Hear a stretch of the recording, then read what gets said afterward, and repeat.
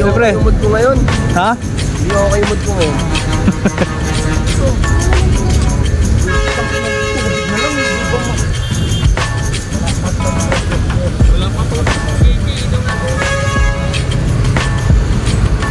Good day sa kwento.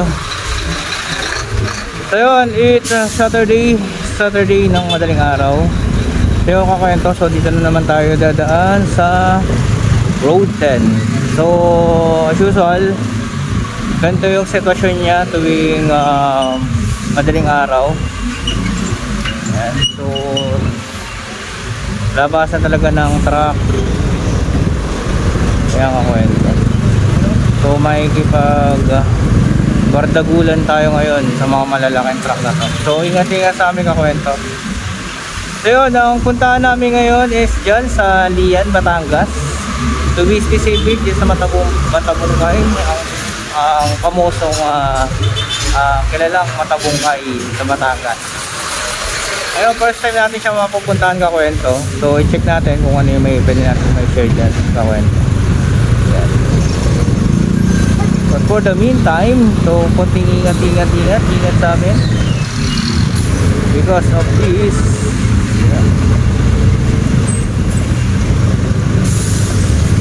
So mga kakwento ko dyan na balak magmadaling araw ito na may tendency na ito yung daanan. So konting ingat kakwento. Kung mahaba-haba pa to, magandang pa sa overpass na dadaan natin. Ganyan lang. So may dadaan.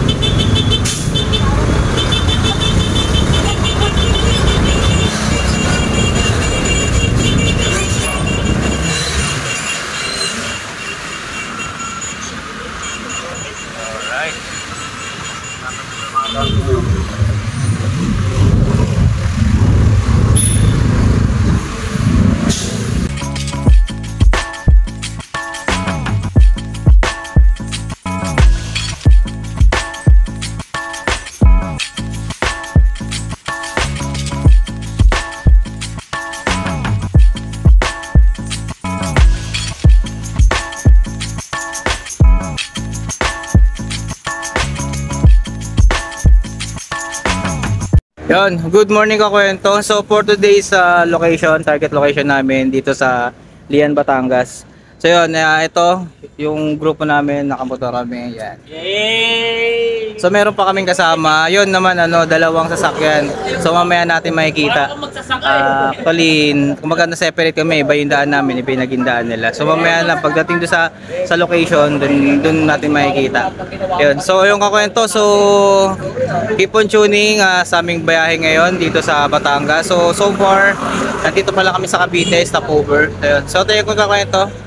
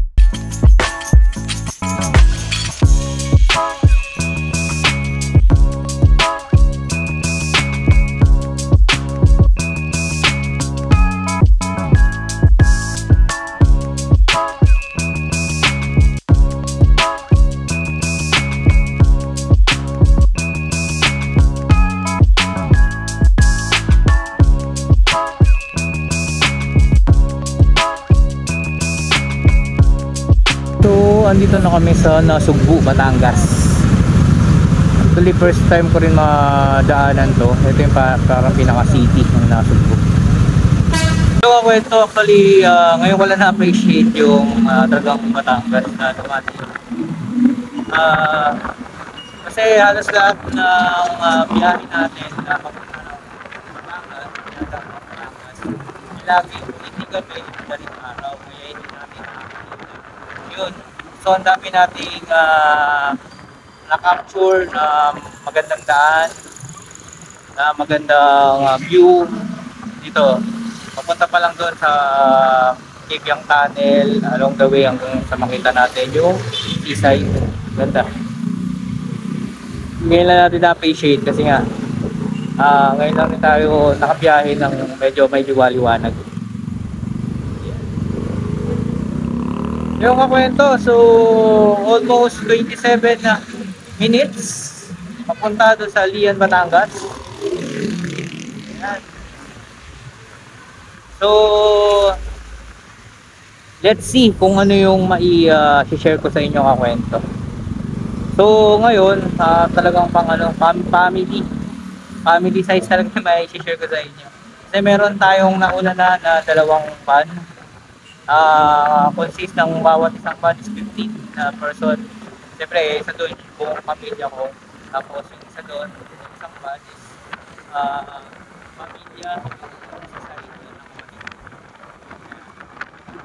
I mean, sa sakto kasi.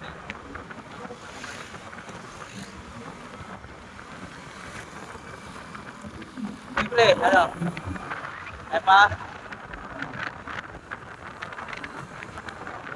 So, yun, alive and alive!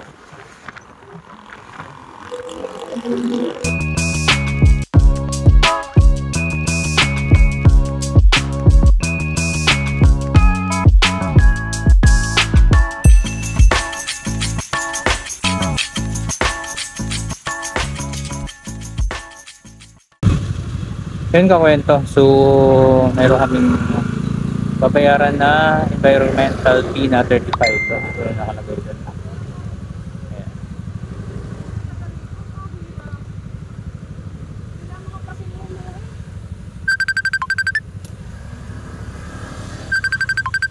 So, each person 35 pesos. Environmental user fee, tapos tourism. So, ang sabi nung kausap ng aking kapatid, 7-Eleven daw muna maghihintay o yung pinaka-drop off 7-Eleven. So, doon na lang kami ipipick up. Actually, ito na rin ata yung kung require ba talaga na na meron kang kakilala na dito or kasi tinatanong doon, parang hinarang kami kung sino yung kausap namin. Kasi ang daming dito kakwento. Ang daming transient, ang daming resort na nakapaligid. So yung mga assistant or yung may mga may-ari siguro ng resort, talagang kasi kukuha sila ng hotel. Dahil sa sobrang dami ng resort dito. So hanapin natin kung saan kami naka-reside. So yung kakwento, so good day. So dito na kami sa sa Lian, Batangas. To be specific, dito sa Matabungkay Beach Resort. Yeah. So ito. Dito kami ngayon. So mamaya na kami doon sa bahay.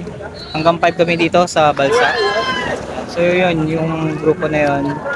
Yung mga, actually dalawang pamilya nandito, tapos paras pa yung mga barkada. So more on mga sa kami dito, mga 30, yan 30 plus.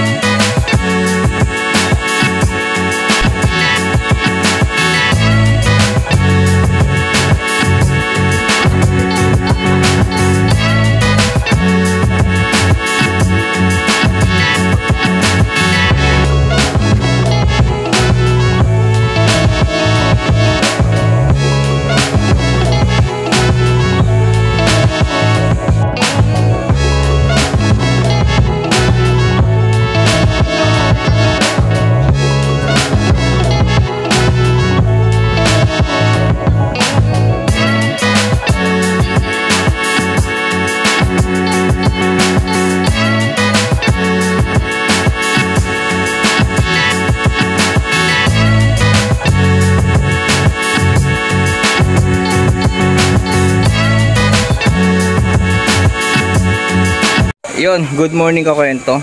So, ito yung transient na nakuha namin, Ariet. Ayan. Ariet Beach Resort. So, kakwento, yung naging accommodation namin dito. Actually, napaka-solid ng accommodation na nakuha namin. Na-cover namin isang bahay na worth 12,000. Tapos good for 20 packs siya. Actually, sumobra pa nga kami. Ayan. Good for 20 packs. Kung nagdi-discuss tayo kakwento, so ito si aming prinsesa. Ayan. Bibi! Ang bibi-bibi!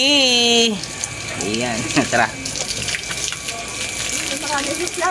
So, punta kami ng dagat ngayon. Sama ko ang aking pamangkin na kay bait-bait.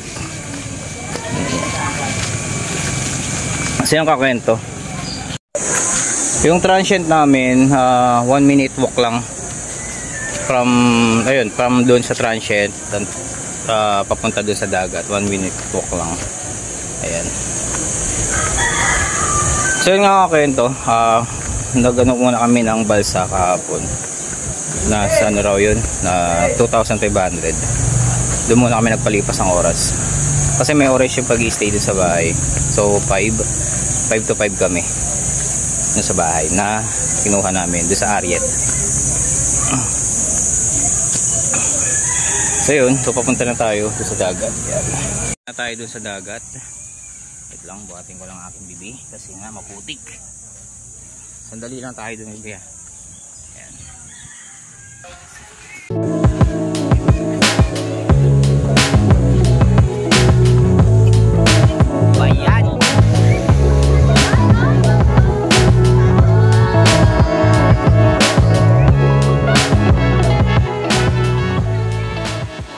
Kwento. So pasukin natin tong bahay na inupahan namin dito sa Matabungkay. Ayan. So ito yung 12,000. Ito yung pinakasala niya. Sala, may kama dito, tapos sunset. Ayan. Tapos ito pa may double deck pa na pwedeng higigaan. Meron pa doon, air condition to eh. Doon sa CR tapat doon meron pang kwarto. Yan yung likod na yung aparador na yan. Meron pang kama doon. Kasi yung kwento. So etong Ariet Beach Resort kaya daw mag-accommodate ng almost 100 packs. Ayan. So doon sa mga magti-team building, family gathering, pwede itong lugar na to para sa inyo kakwento. So napakabait pa nung caretaker na nakausap namin. Tapos tindahan, meron din tindahan dito sa loob. Tindahan sa labas, meron din. So wala na kayong problemahin. Meron din free wifi. Accessible din. Tapos yung lutuan, tapos yung grill, lahat pwede. Available dito kakwento. Ayun kakwento, ito yung pinaka-parking ng Ariet Beach Resort. Kasi meron din pala sila ditong available na kubo na fully air conditioned din pala. Ayan. So ngayon natin nakita. Ayan. Ito yung pinaka-parking. Tapos bukod dun sa amin, kumbaga dun sa narentahan naming room. Yung ngayon pinakita ko ngayon ilang. Meron pang narentahan na isa pang room. Kasi ito sa family ko.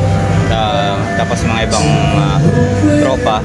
Tapos yung sa taas, nag-arkila rin sila yung kapatid ko sa side ng asawa niya. Kasi nga nag-propose siya kahapon.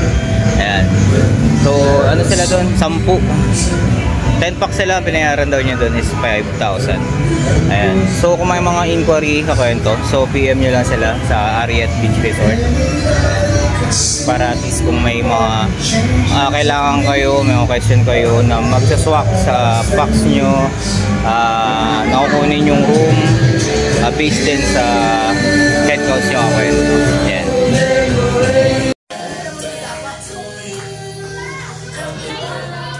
Pala yung cake ko na. Happy birthday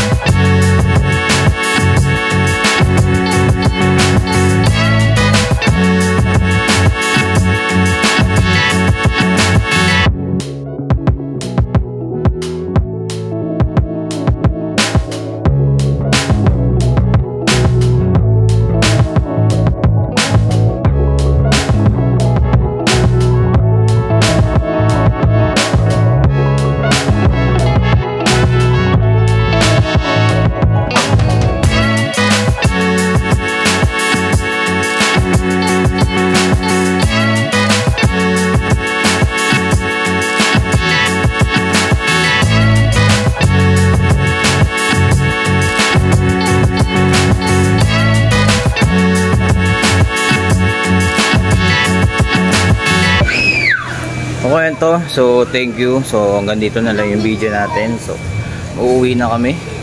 Ayan. Journey namin dito sa Matabungkay, Batangas. At dito kami nag-stay sa Ariet Beach Resort. Ayan. So yun, thank you Kakwento. So ingat sa amin at ingat sa inyo. Lagi kayo mag-ingat.